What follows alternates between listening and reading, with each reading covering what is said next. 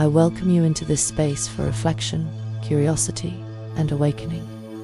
In this series, we're diving into the timeless wisdom of Alan Watts, a philosopher who helped translate the ancient rhythms of the East into something the modern soul could feel. These lectures aren't just teachings, they're invitations to question what we think we know, to loosen our grip on identity, and to explore the mystery of what it means to be. So take a breath, let the noise of the world fall away, and let's wander a little deeper together. Again, I thank you for being here.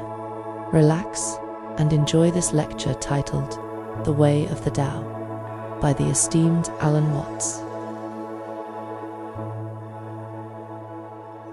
For the sake of clarity, I want to be quite sure that this whole group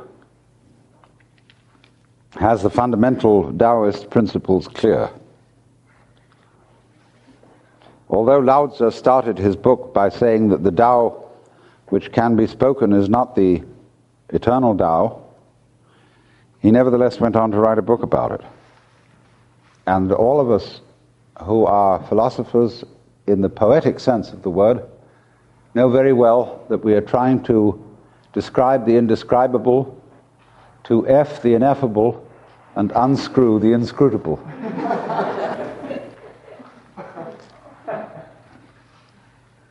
But nevertheless, some attempt may be made at it, even if only we use words to show the limitations of words.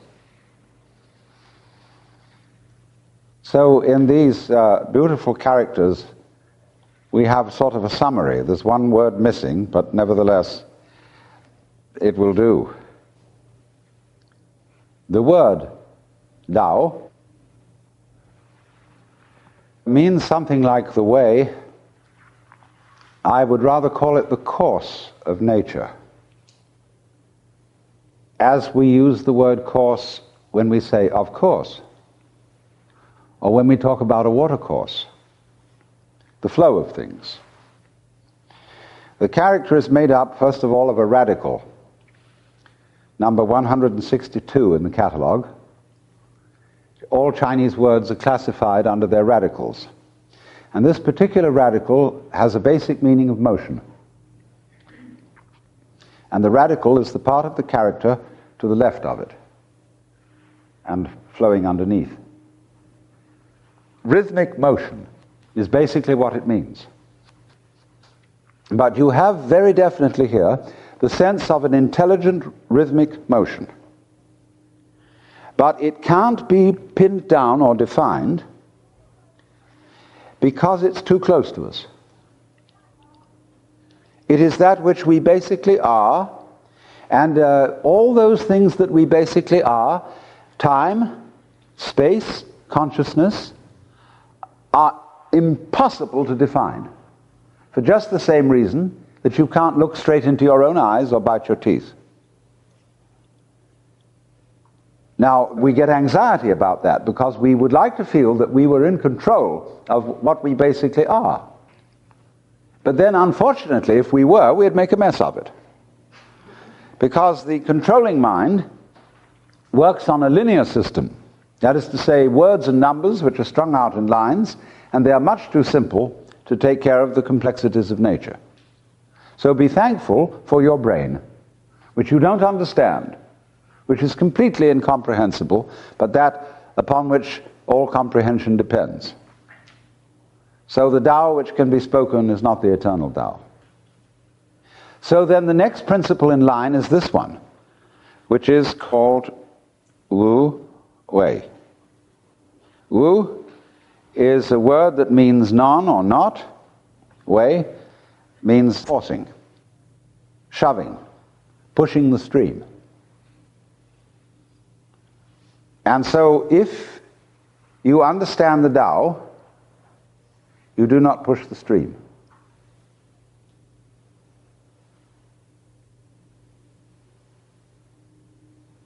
You learn a basic sensitivity to what Charlotte Selver calls your inner, your true feeling.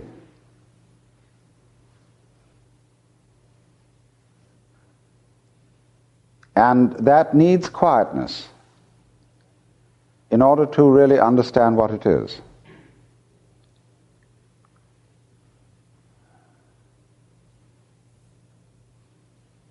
I have proposed that the new form of college entrance examination be to write a 20-page paper on your idea of paradise. What you would really like to happen to you. And I find people find this extremely difficult to conceive. Study Western religious art and look at the pictures of heaven. They're very boring. Islamic people had a better idea. When you look at Persian miniatures, Chinese have wonderful paintings of heaven. I asked a Zen master once, what's your idea of heaven? And he said, I remember a Chinese painting of a kind of a summer house in the mountains overlooking a waterfall. And seated around the table there are 4 gentlemen drinking wine and discussing the classics. And behind each gentleman there is a beautiful young lady who is massaging his back and scraping his ears and rubbing his hair. It is a man's point of view. I would like to see a similar painting of a woman's idea of paradise. I wonder what it would be like. I very much wonder. It could even be the same picture. They would be using sandpaper. No, I doubt it. I very much doubt it. Because the reason why I doubt that they would be using sandpaper is one reason why some women become lesbians is that they feel that men are utterly insensitive to delicacy of touch. That they are rough and brutal and have no idea what a sensitive instrument is the harp of a woman's body. That's very important. Some of the best massage that can be done is done without touching. It's simply the vibratory aura of the fingers, whatever this electricity is that comes out of us, passing into the other person's body. And this extremely gentle approach to touching people, we could do it, we could demonstrate. For example, Al and I were doing a wrist dance this morning, but we could do exactly the same thing without touching each other at all. And this achieves such heights of expertise in Aikido that they can throw people without touching them. An attacker comes, I've watched it. There's a fellow at Santa Cruz by the name of Prager, who's a great Aikido master. And I've watched people go slamming at him, and he moves in a certain way, and they fall on the floor, and he never touched them.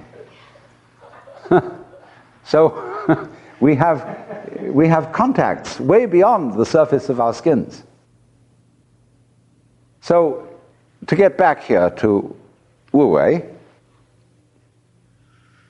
this means work on the basis that you and the Tao, which is the water flow of nature, always taking the line of least resistance, are the same. And Goethe understood this. He wrote a marvelous little essay called The Fragment on Nature, in which he said, we go with nature even when we work against her. There is no way out. We may imagine that there is, but that very imagination is itself part of the stream, so forget it.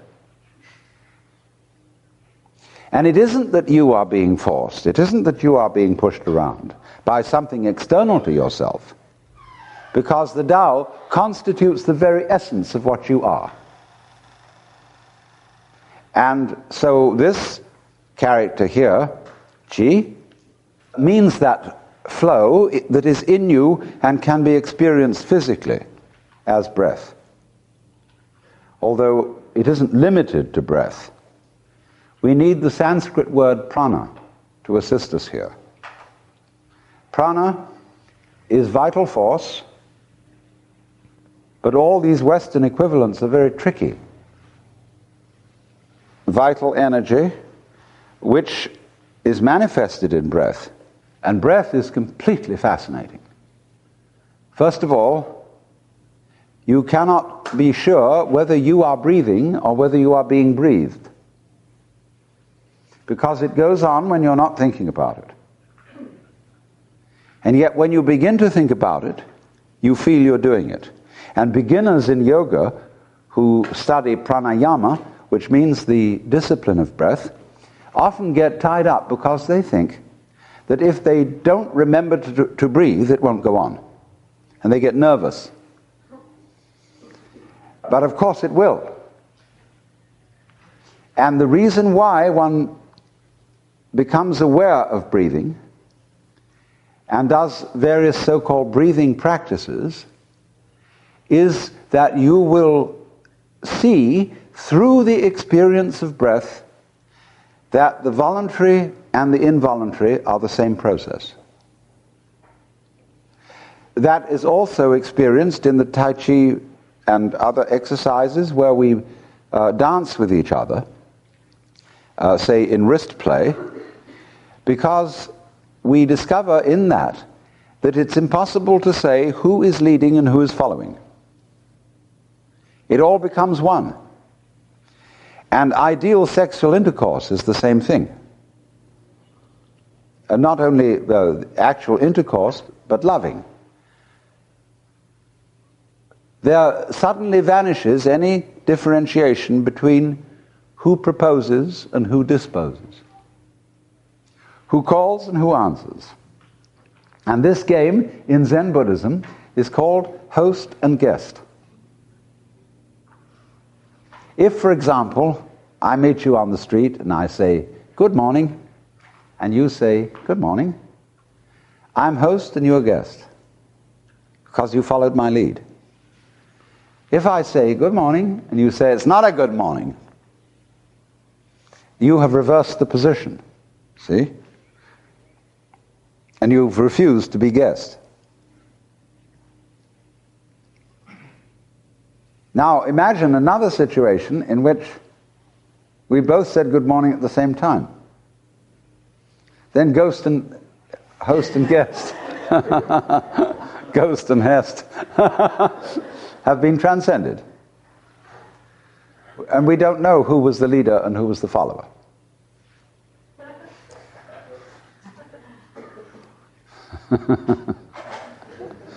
We allow the machine to be the host.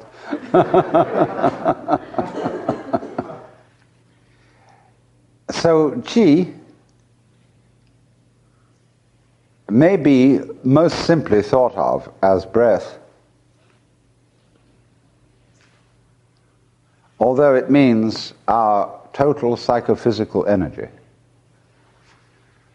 And in Aikido, one might say you imagine an outstretched arm is a rubber hose with water flowing through it to a point at which you look out there, and you simply assume that the arm is immovable.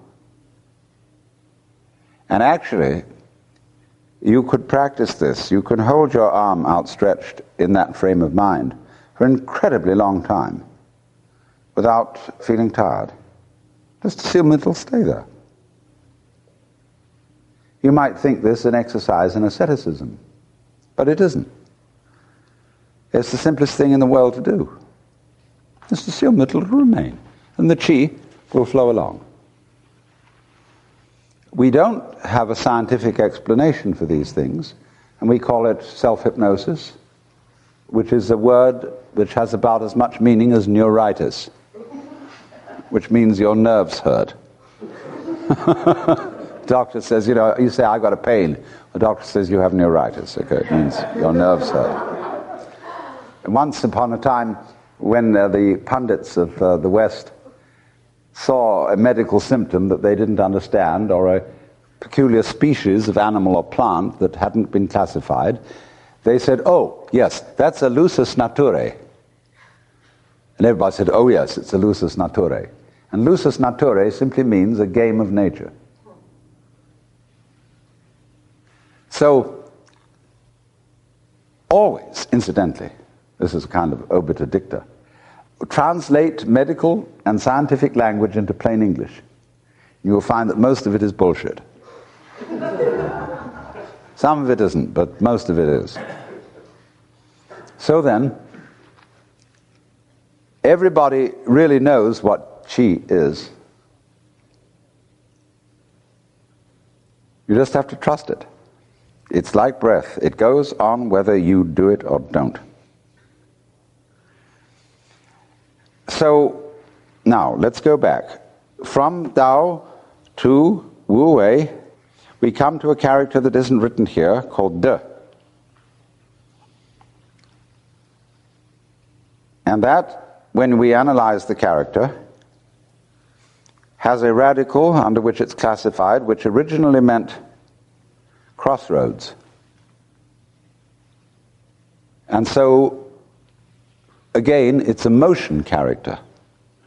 The same radical is used for the character which means moving along. So that is this.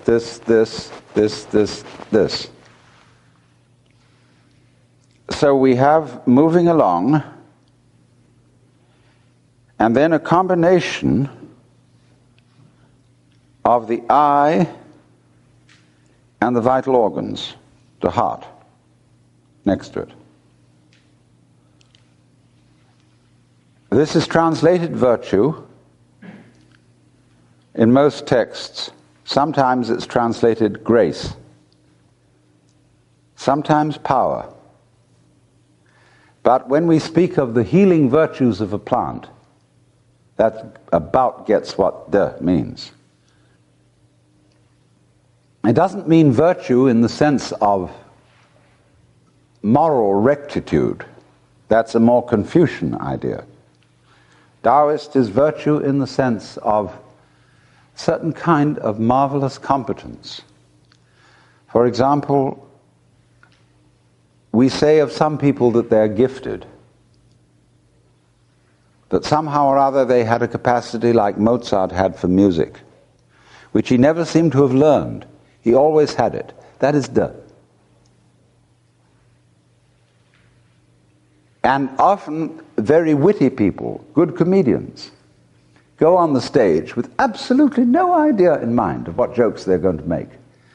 I remember George Robey, who was a great British comedian, and the moment he walked on the stage, people roared with laughter. He was completely absurd. And everybody expected him to be absurd just when he walked on. And it couldn't be explained, couldn't possibly be taught how to do this. He had De. So in the same way, people who are miraculous calculators, and you can give them all kinds of figures and arithmetical problems, and they solve them without the slightest effort. They can even solve them while in the midst of carrying on a conversation about something else altogether. This is De. It works. And every one of us is possessed of De, because we do all kinds of miracles. Every one of you is at the moment performing all kinds of miracles without thinking about them at all. You're circulating your blood, you're breathing, your glands are operating, which are, from an intellectual point of view, incredibly complex processes. But you're doing them all without any effort, without consideration, without thinking. That is De. So, to keep Taoism in mind, you just have to keep three principles in mind. Tao, the flow of nature. Wu Wei, that it takes the line of least resistance, but with intelligence.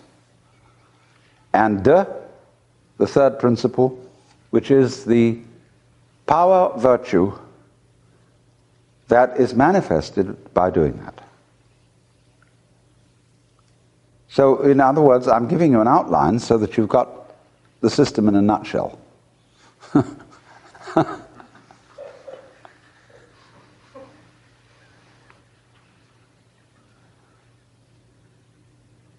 I don't know whether Lao Tzu would approve of my making it that simple.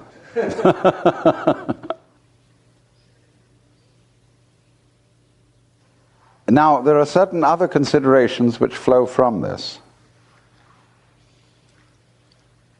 which we might call keywords. One of the important phrases in Lao Tzu is Dao Fa Zi Yan, which means the Tao's principle is of itself so, translating very literally. Dao Fa Zi Yan. Zi Yan, of itself so, is the word that we normally translate nature.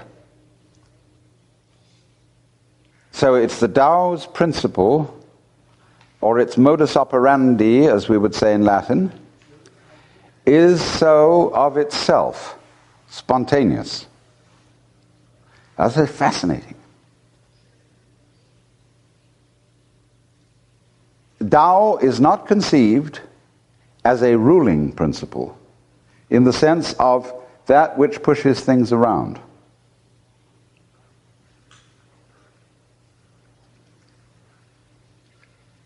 So we have to rethink all our Western notions of the subject of the verb.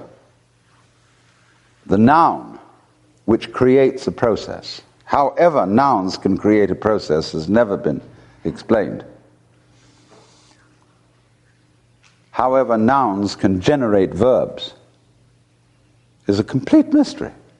It's a completely unnecessary mystery. But the Tao is not to be considered as a ruler in the sense of that which forces other things to follow. The Tao is the process of spontaneity, of things being so, of events. That makes it simpler if I use the word events instead of things. Of events being so of themselves.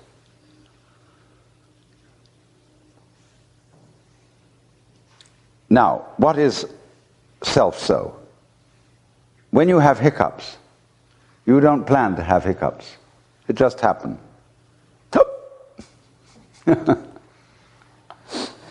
You don't plan to be born. And it's a very great question whether your parents planned for you to be born. And we can always blame the past and say, well, I'm in the situation I am in because I was badly brought up. And then the parents can always say they were badly brought up, and so on. But I've noticed that some of the most extraordinary psychic wrecks come from extremely happy marriages. And in the children. So, we can't, as it were, push the responsibility backwards. Because if you practice your meditation, you will come to the very strange understanding that everything begins now.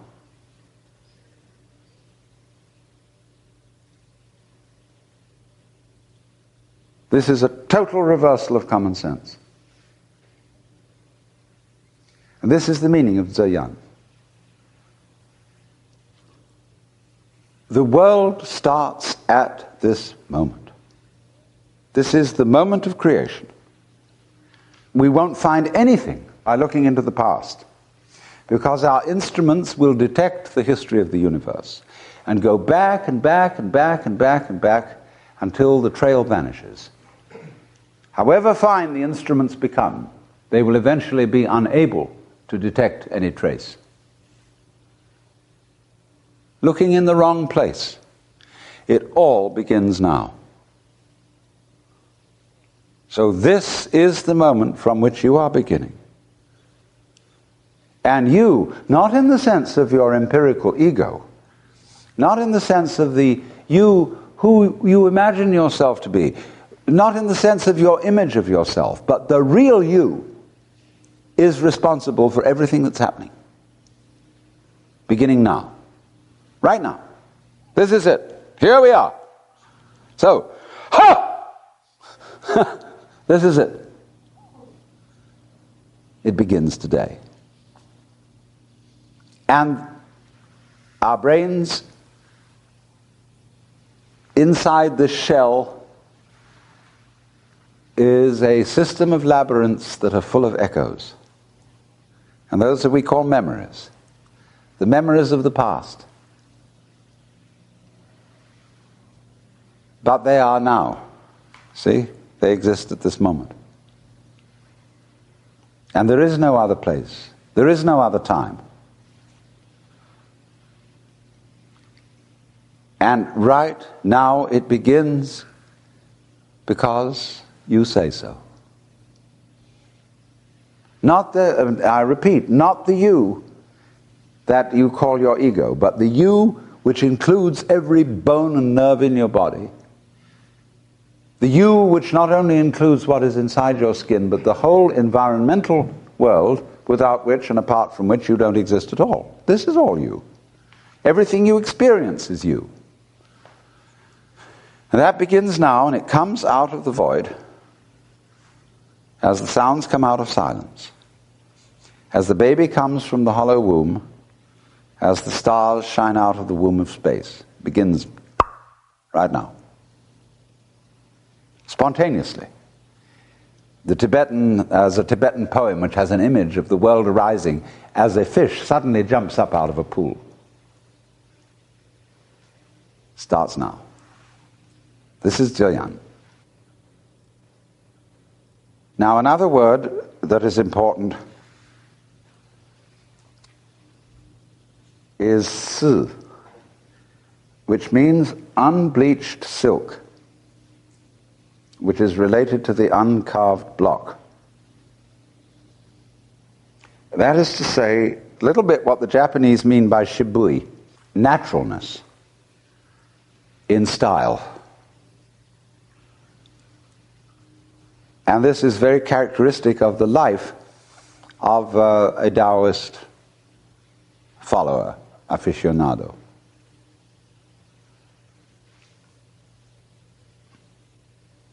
Let's take, for example, the bowls that are used for tea in the Japanese tea ceremony, rakuware, which are very primitive looking, very unobtrusive. They have the general feeling of autumn, of the color of autumn leaves.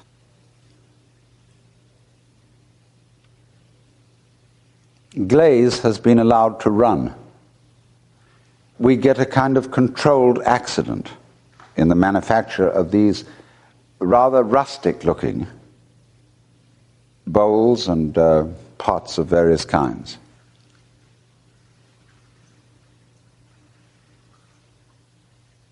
This is the meaning of the unbleached silk and the uncarved block. Americans today who collect driftwood and rocks have a feeling for this. And this introduces us to a very profound question. What is it that is so marvelous about rocks? About glaze that flows, but when we look at it, we know that it wasn't a mere mistake and it wasn't a mess. Why do photographers make pictures such as we see to the south of rocks? We're at Big Sur here now, looking south, and we see these mountains and rocks meeting the ocean. And hundreds of photographers have come and taken this picture. Why?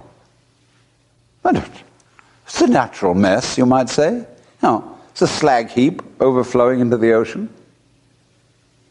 You know, a lot of weeds have grown up in it. We call them trees. But everybody looks at that and says, oh, what a marvelous sight. Or we look at the patterns in spray. Look in marble. Look at the grain in wood. What is so marvelous about it? Look at jade. Look at simply the way grass grows over the hillside. What is so marvelous? Nobody can explain. Nobody ever has been able to explain. But there is a Chinese word for this. It is Li. And it means the order of nature.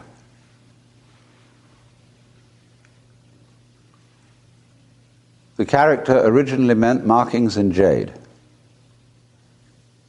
grain in wood, fiber in muscle. And that could be called, Li, could be called the principle of ordering implicit in Tao.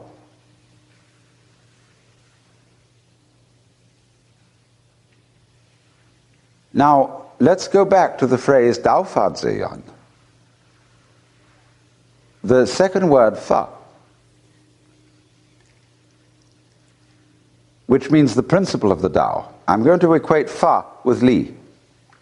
Now, Fa is the word the Chinese use to translate the Sanskrit dharma. And dharma is, say, the Buddha's doctrine is called the dharma. And therefore it has a sense of method in it. But normally, Westerners translate it law. And this won't do. Because law implies the principle contrary to Wu Wei. Force, not forcing. Law is always forcing. Law enforcement. And you will not get order through law. You'll get disorder. For the more the laws are in evidence, as Lao Tzu said, the more thieves and robbers abound. So law simply will not do. To lay down the law always implies a militaristic principle. To get obedience by force. So law will not do for Fa. If we break down the character for Fa, we see it has two elements in it. One is the radical, which means water, and the other component means go. Water go. The way water goes. And the way water goes is equivalent to this other word, Li, which means the pattern of nature.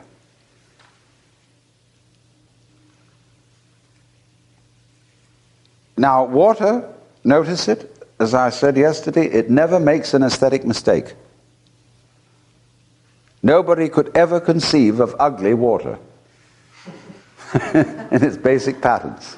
It's always marvelous. It always takes the line of least resistance. As Lao Tzu said, the Tao is like water, in that it always seeks the lowest level, which men detest, because they always want to be up. But water goes down, down, down, down. And when it meets a dead end, it rises. See? Fills up the hole, and then finds a new way. And if you look at books about patterns in nature, there are several marvelous books of photographs, where you will see photographs from the air of water channels, which have exactly the same patterns as trees. The tree flows up, the river flows down. But it's the same pattern. Because it's all a performance of liquid. And I have a marvelous book which hasn't been translated into English. It's a French book called Forme et Force, showing incredible numbers of pictures of the basic patterns of nature in such a way that you can see that they are all based on the dynamics of flowing liquid. Fire follows these principles, air follows these principles, stone follows these principles because stone was once liquid, and human art eventually takes them up.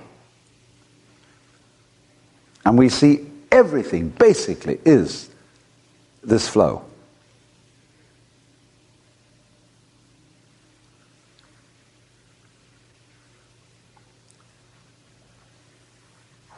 Now you are also this. But what we are trying to do is to help you to feel that you're not so by compulsion, that you're not something being pushed around by the flowing process. The flowing process is intelligent in the sense that anybody looking at it sees it's beautiful. Going back to why we admire the forms of rocks and clouds. So, looking at a human being, we see that a human being is a marvel. And we are not, I think, sufficiently aware of how incredibly marvelous we are. I sometimes think, when I listen to people talking, I hear 3 blind mice being played on a Stradivarius.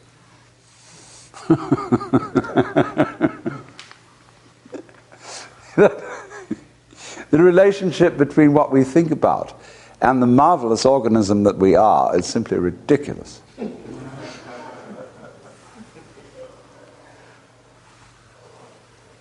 When you even look at human eyes, the most beautiful jewels in the world, and we have a kind of yoga that some of us practice, which is eye-looking. The people are very nervous about looking at each other in the eye and tend to turn away because that's our most sensitive point of contact. But if you sit in front of someone and really look into the eyes, it's looking into the depths of the universe. Marvelous. Even when the face says, "What, me?"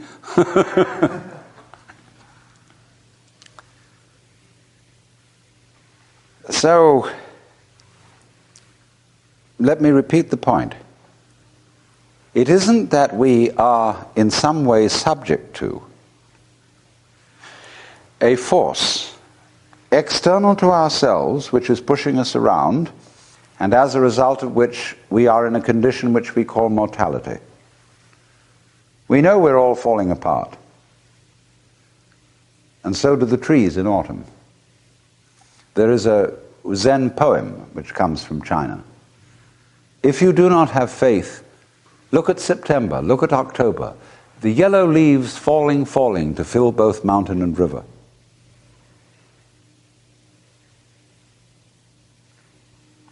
We die, but we fall apart as the leaves fall.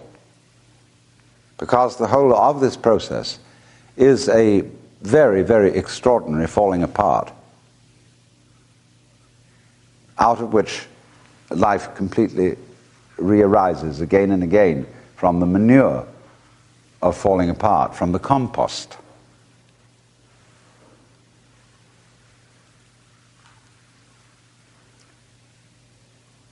We regret this.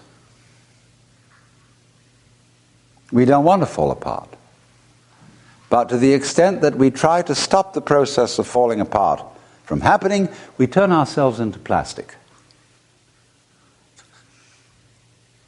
So the surgeons will eventually replace every one of our organs with a plastic machine which will do duty for it until we are entirely recomposed and we'll have electronic brains.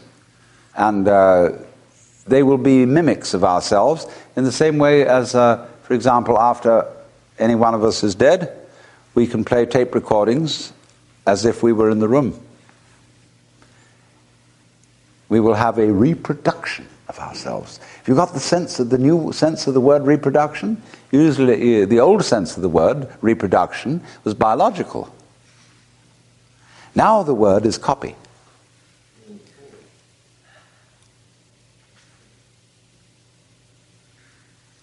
TV tape, which will soon be available by laser beams, so that you will see, instead of the ordinary flat image on the television screen, a three-dimensional image standing out there. And you can walk right around it. Or they say, that's a great advance in TV technique. What next? There's again 3 blind mice on the Stradivarius. Then they'll say, now, well, why can't we go up and feel it? Well, I say, we can arrange that very well. All we have to do is to get these electronic elements to force up the air so that your hand will bounce off it. You go, you slap the girl on the bottom. But she won't notice. Because it's only an image. Right, we know how to do it. There will be a TV camera on the viewer. And that will transmit whatever you do through a computer, which will arrange all the bits in the image to make an appropriate response. Now then, we say, well, that's pretty good. But what we would like to do is to reproduce so that we can understand it, not only the visual image, but the physical feelings of this being. So that we can plug in. Oh, they say, that's easy enough. We'll plug you in, we'll put some electrodes around, and you'll feel exactly what the original transmitter of the message feels. You'll become it. Yes, the new reproduction. How do you know that you're not in that state already?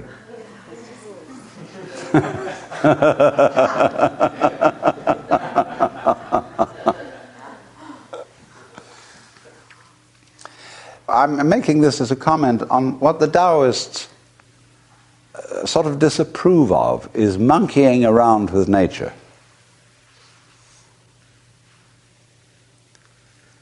As if to say, with our conscious attention, scanning process that translates everything into words, we think we know what's going on, and therefore have the techniques and tools for improving it. And we think, over a very brief experiment of, well, we could say that Western technology has been in full operation since the middle of the 19th century, the Industrial Revolution. But we can take it farther back than that. We can say within the last 3,000 years, human beings have developed a very peculiar technology. But compared with the lifespan of our species, this is a very tiny fragment of time. This experiment has produced sensational results. But we have no means of judging whether they're good or bad. That is to say, good or bad from the standpoint of our survival. No means at all. Suddenly this thing has gone, poof! Huh? Everything changed.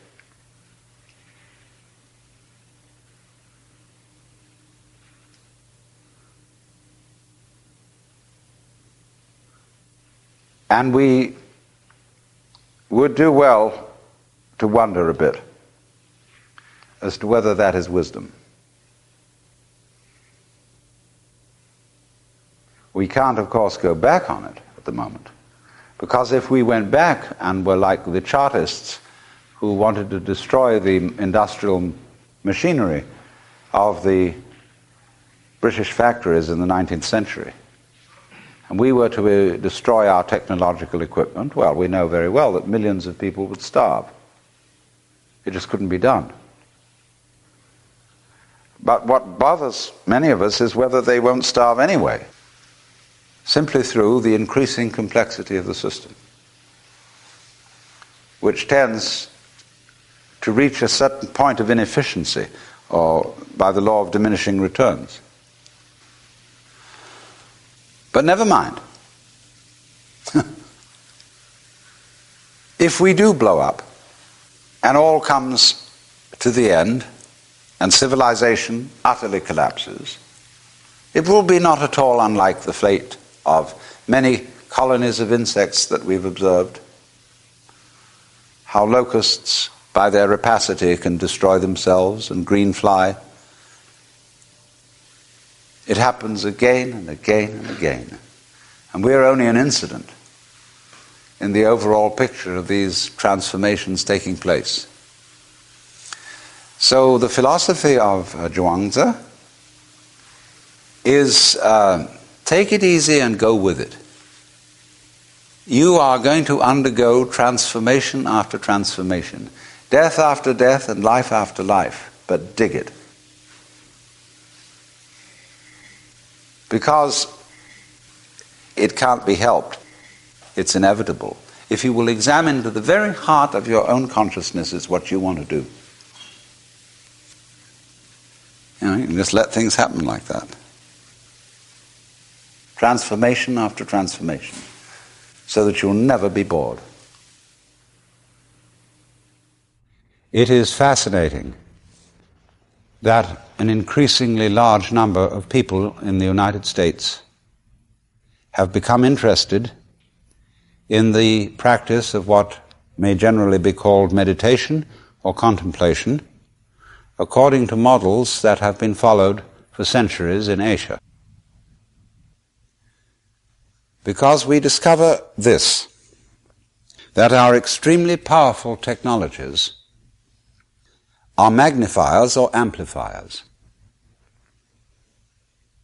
When we do what we will, what we think we desire with technology, we are, as it were, blowing up our image of ourselves to enormous proportions. And many of us are beginning to realize that we don't like it. We discover ourselves to be beings that are hostile to the environment and that are bent on dominating it to the point of destruction. That we don't feel at home in the universe. We feel that our skin, at the very least, is a boundary between a palpitating, sensitive consciousness that's terrified of what's outside the skin and terrified of a good deal that's inside it, like bacteria and cancer cells, weak arteries, cholesterol, what have you. So we have this strange thing that Lancelot White called the European dissociation, the feeling of oneself as a prisoner, involuntarily so, in a hostile world that does not give a damn about our egos. And therefore, when news comes from all about, whether it be from the Orient or whether it be from experiments with psychedelic drugs, when news comes that this feeling of our own existence may be a hallucination, people prick up their ears and would like to know, is there some other mode of consciousness which one can be in, which is not this alienated mode? Because we feel, I think many of us, very, very strongly, that if there is such a place, we would like to be there. That, of course, entails difficulties. But this is the starting point of the fascination for yoga, for Zazen, and also for the Taoist forms of meditation, which are much less known. So we have discussed this matter, and we feel that there can be an approach which does not insult the dignity of interested Western adults. Oh, some people love to have their dignity insulted because they think it's good for them, because it's going to subdue their egoistic pride. But nothing is more egoistic than the project of subduing your egoistic pride. And you will work on it, and the more you work on it and get uptight and stiff, the more your spiritual bulge increases. So in the Taoist doctrines, there is a principle called Wu Wei. Wu Wei is the principle of not forcing in anything that you do. Now we know when we watch any performance of an artist, be it a dancer or an actor or a musician, we know immediately when the performance is forced. And we say it doesn't ring true, it's too artificial, it doesn't seem to be natural. Many people who study the Taoist doctrines think that Wu Wei means do nothing, in the sense of laissez-faire, be lazy, always be passive. It doesn't mean that. There is a time for action. For as Shakespeare knew perfectly well, there is a tide in the affairs of men which, taken at its flood, leads on to fortune. The drift of things. Get with it. Wu Wei is the art of sailing rather than the art of rowing. In other words, this is saying Wu Wei is not a matter of cultivated passivity or even of cultivated spontaneity, because there are people who think that they are released, that they have realized that they are the Tao, as all of us in fact are, or that you are, to put it into Vedanta terms, every one of us is the Brahman, the eternal self of the universe, beyond all description or classification or thought. And say, okay, baby, I'm that. Now I'm going to have a ball. Well, what kind of a ball do they have? Well, what they do is they look up the rules on which society runs and do the opposite. Well, that's still running by the rules of society. And it's the mirror image in reverse. That's not spontaneity. You have to be able to realize that you don't know what you really want to do until you are very quiet. And it tells you. So, would you please check your ideas and opinions at the door? All your philosophical and religious views, all your logic, because I say check it at the door advisedly, because you can pick it up again when you go out if you feel unsafe without it.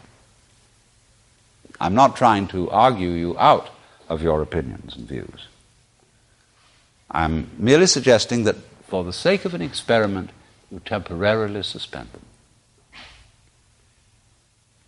And view what is as if you didn't even know how to talk. Red is not red, blue is not blue. Hard is not hard, soft is not soft. Male is not male, female is not female. There is just this jazz.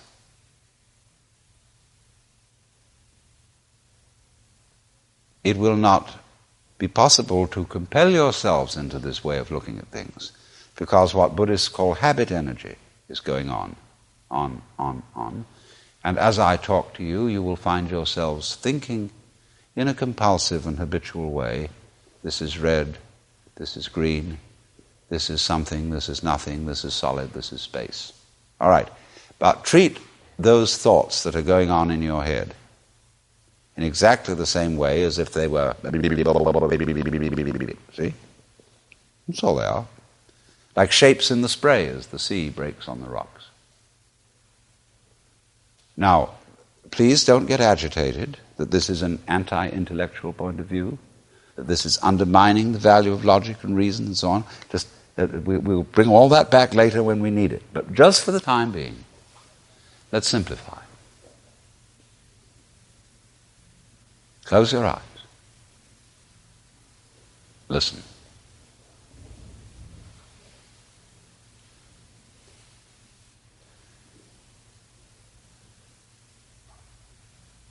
What is? What do you really and truly, honestly, hear? Don't name it.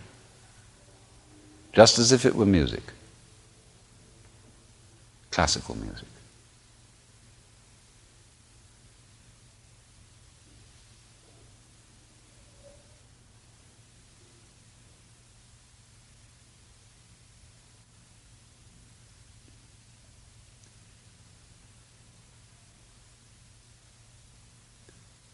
Can you hear the past?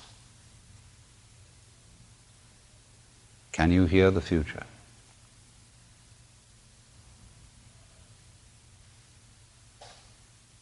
Can you hear the listener?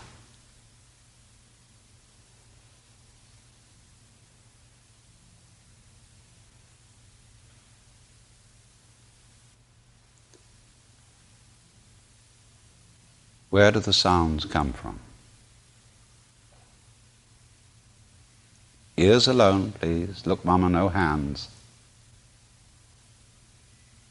Let them tell you the truth.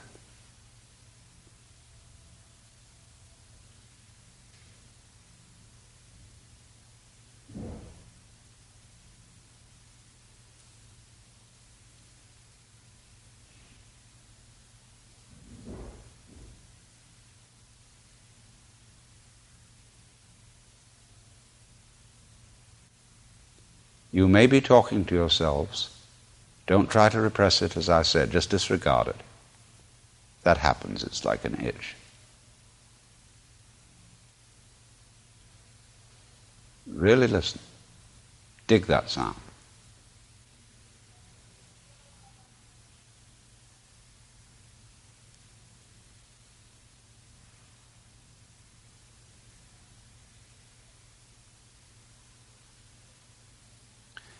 Now, that's the easiest way to begin into meditation